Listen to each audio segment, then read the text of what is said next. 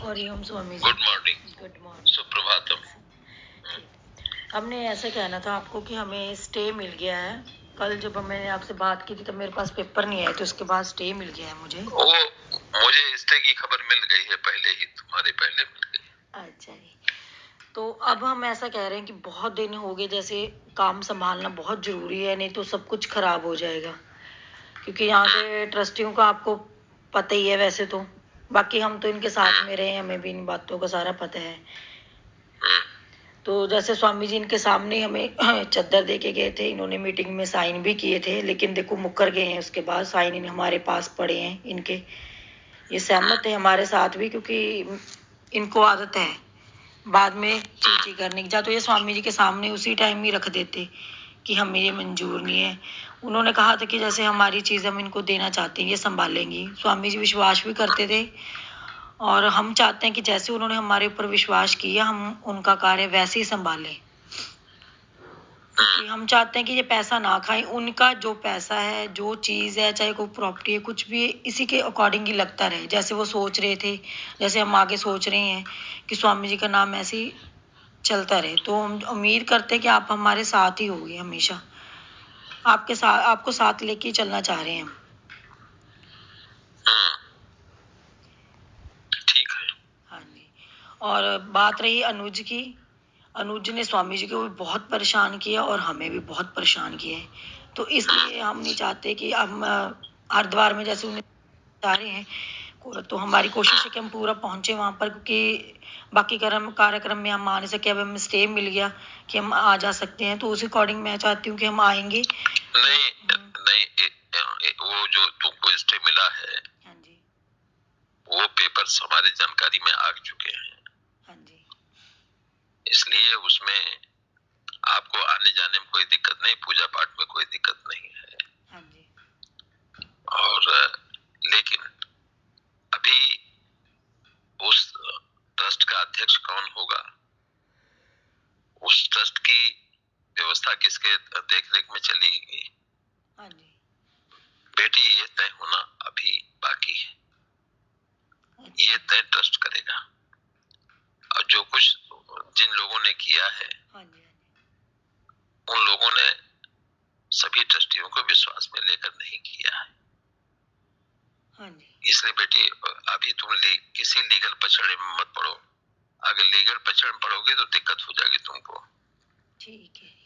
इसलिए अभी जाकर पूजा, तुम मंदिर जाने, वहां गीता भवन जाने के, पूजा पाठ करने के, इस सब में कोई दिक्कत नहीं है।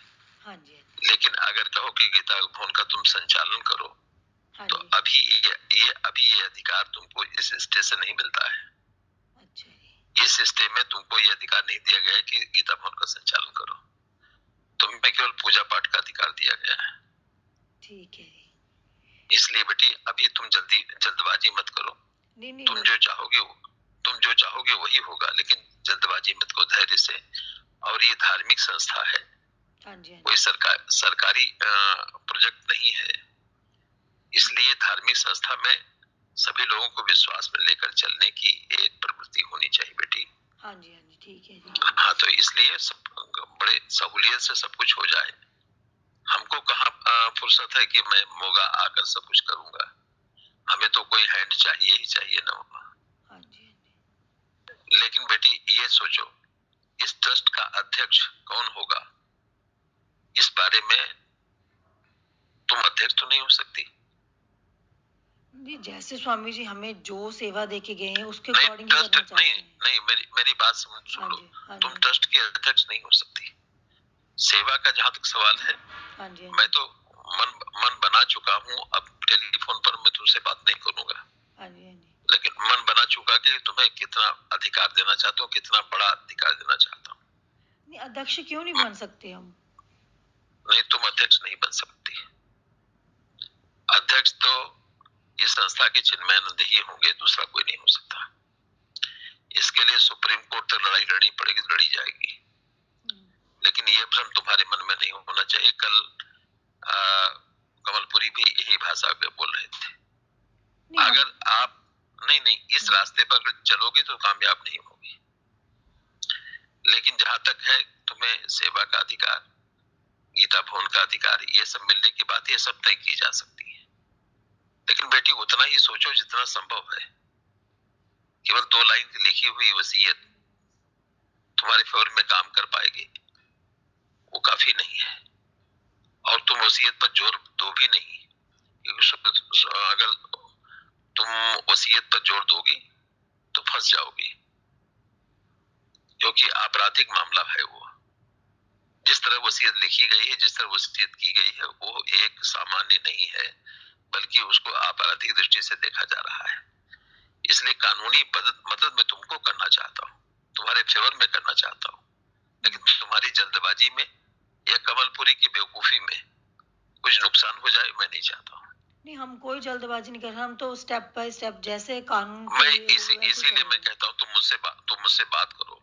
हाँ जी, हाँ जी। हाँ, और बात करके और लेकिन जल्दबाजी करोगे तो दिक्कत तुमको भी हो जाएगी, हमको थोड़ी परेशानी जरूर होगी, लेकिन हमारी परेशानी का कोई मतलब नहीं। हमारा क्षेत्र तो बहुत व्यापक है, बहुत व्यापक है। हमारा क्षेत्र तो राष्ट्रीय है। देश के प्रधानमंत्री हो या आपके प्रदेश का मुख्यमंत्री हो, ये सब हमारे प्रभाव क्षेत्र से बाहर नहीं जा सकते। तुमने गुरु जी की सेवा की है और सेवा का सम्मान होना चाहिए, ये मेरे ध्यान में है। और मुझे भी काम करने के लिए हैंड्स चाहिए। तुम्हारे जैसे हैंड्स हमारे लिए बहुत महत्व रखते हैं। जैसे स्वामी जी के समय में तुम काम करती रही, उससे अधिक तुम्हारे अधिकार हो सकते हैं। लेकिन ये कहो कि तुम स्वामी जी की जगह ले लो, ये संभव नहीं तृप्ता। इसकी ये सपना देखना छोड़ दो। हम स्वामी जी की जगह तो देखो कभी भी नहीं ले सकते, लेकिन नहीं, जो हमें ड्यूटी लगा के वो तो हमें करनी पड़ेगी ना। नहीं, जो ड्यूटी लगा के उनको ड्यूटी लगाने का अधिकार जितना था उतना दे दिया उन्होंने, अलग बात है। लेकिन संस्था अपनी जगह पर काम करती है, कानून अपनी जगह पर काम करता है। इसलिए बेटी जी, किसी जल्दबाजी में आकर अपना नुकसान मत करना। मैं इतना ही कहता हूँ कि किसी जल्दबाजी में आकर अपना नुकसान मत करना। नहीं, वो इसलिए सावधानी बरतो, जल्दी मत करो। मैं तो तुमसे यही कहता हूँ कि एक बार आकर मुझसे बात तो करो। नहीं, आएंगे हम, बना रहे हैं प्रोग्राम, आएंगे हम। तो मैं ऐसा कह रही थी कि चलो ठीक है, जैसे आप कह रहे हो हम आपके साथ मिलके चल रहे हैं, जैसे भी है जो ड्यूटी मिली हम करेंगे भी, और जैसा स्वामी जी ने विश्वास है हमारे ऊपर किया है, हम उससे बढ़कर विश्वास पात्र बनेंगे सबके। धीरे धीरे टाइम लग सकता है, लेकिन जैसे स्वामी जी ने इतना बड़ा विश्वास किया, तो मैं उम्मीद करती हूँ कि आप उससे भी स्वामी जी का विश्वास, आपका भी विश्वास जीतेंगे हम। आपका भी विश्वास मैं ज्यादा बात टेलीफोन पर नहीं करता बेटी, तुम आ जाओ, बात करो। हरिओम जी, मैं साध्वी तृप्ता सरस्वती, मेरे साथ हैं साध्वी सुखजीत सरस्वती। पावन धाम हरिद्वार के ब्रह्मलीन हो चुके स्वामी सहज प्रकाश सरस्वती की शिष्य बोल रहे हैं। स्वामी जी ने हमारे नाम अपनी निजी संपत्ति की रजिस्टर्ड वसीयत करके गए हैं, लेकिन कुछ आपराधिक लोग उनकी संपत्ति को हड़पने की नीयत से एक कर्मचारी को उनका उत्तराधिकारी बना के उसके माध्यम से उनकी बेशकीमती संपत्ति को बेच दिया। जब हमने उनका विरोध किया तो उन्होंने सीधे तौर पे हमें धमकियां दी, और चिन्मयानंद जो पूर्व गृह मंत्री रह चुके हैं, वो अपने आप को मुख्यमंत्री और प्रधानमंत्री से बड़ा बता रहे हैं, और उन्होंने खुले तौर पे हमें धमकी दी है कि ये देश है, उनके प्रभाव से इसमें कोई भी बाहर नहीं है। अगर हमने उनकी संपत्ति है जो हड़पने की नीयत है उसमें कोई अड़चना पैदा की तो हमारे लिए अच्छा नहीं होगा। अब जब से चिन्मयानंद की हमारे को धमकियाँ आ रही हैं, हमें भी डर लगने लगा है। आदरणीय मुख्यमंत्री, आदरणीय प्रधानमंत्री से हम निवेदन करते हैं कि ऐसे आपराधिक चिन्मयानंद के ऊपर कार्रवाई की जाए और ब्रह्मलीन स्वामी जी की संपत्तियों को बचाया जाए, ताकि देश और समाज की सेवा के लिए संपत्तियां हैं, ये लोग आपराधिक लोग उसे खा ना सकें और हमें सुरक्षा दी जाए। हम आपका बहुत बहुत धन्यवाद करती हैं। हरिओम।